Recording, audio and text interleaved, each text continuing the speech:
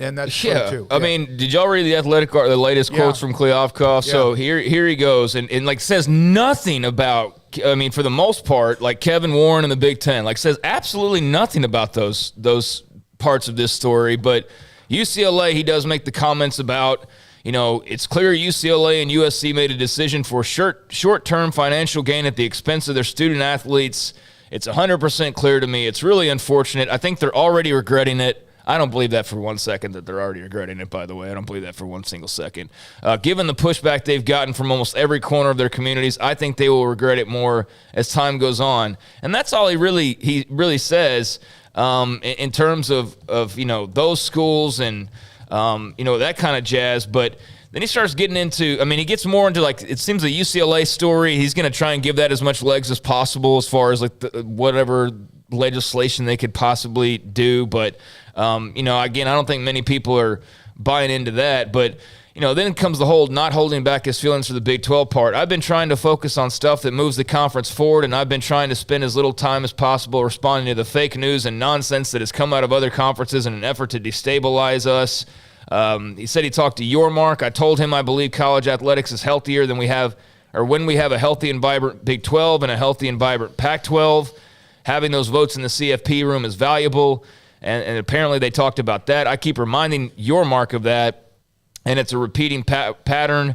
It'd be in the best interest of college athletics if both conferences are strong. I know for a fact we're going to be strong, and I think if he does the right things, they'll be fine. So, that was him spending a lot more time on Brett Yormark than he spent on Kevin Warren. So that says a lot to me there. I agree. Gully, you can't have your commissioner come out and say he's going to poach your teams and have the Big 12 schools talking to your teams and then get mad when someone fires back.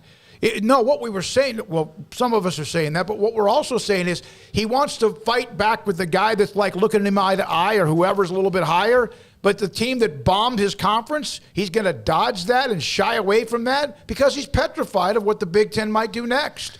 That's what we're also saying as well. Yeah, I'm just saying it's just kind of funny that you're going to pick on the dude who just got on the job starting when? Today, officially, and was really on it like a month ago. This ain't like me being Mr. Big 12 versus Pac-12. I just think his comments are kind of laughable. That's all. Like, I understand he's got to come out swinging or whatever, but it would mean a lot more if he actually said something about the Big Ten.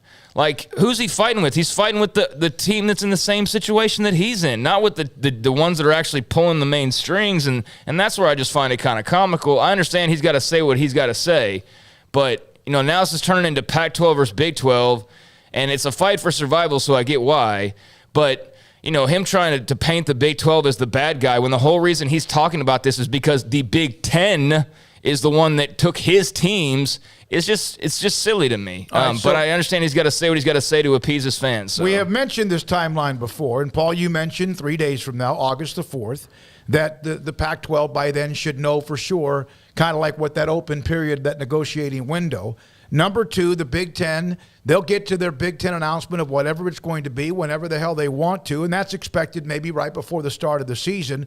Those two things have to fall into place. And really, I just talked to Jason Scheer again from Arizona Wildcat Authority, and until then, which is kind of what we thought, and most everybody should have thought this way, there's not much that can happen. We want instant gratification. Now, there could still be something that occurs between now and then.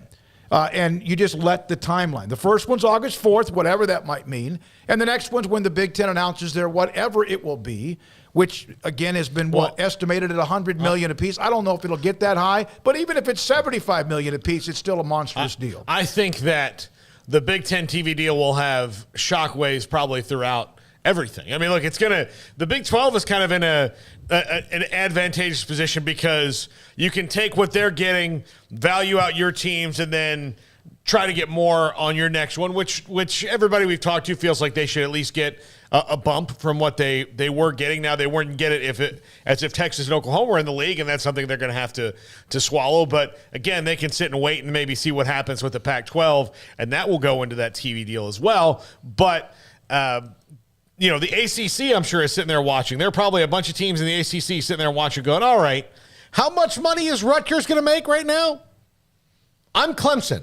Yeah. How they're much gonna money make- is Rutgers going to make? Let's say it's 75 to 100 million, which is a huge gate, but we don't get huge. Call it on the low end. We don't know. 75. 75 million, 80, whatever it is, and they're making 35 or 40. Yeah. Yeah. I think that's going to kick off something as well. Here's So. a super chat.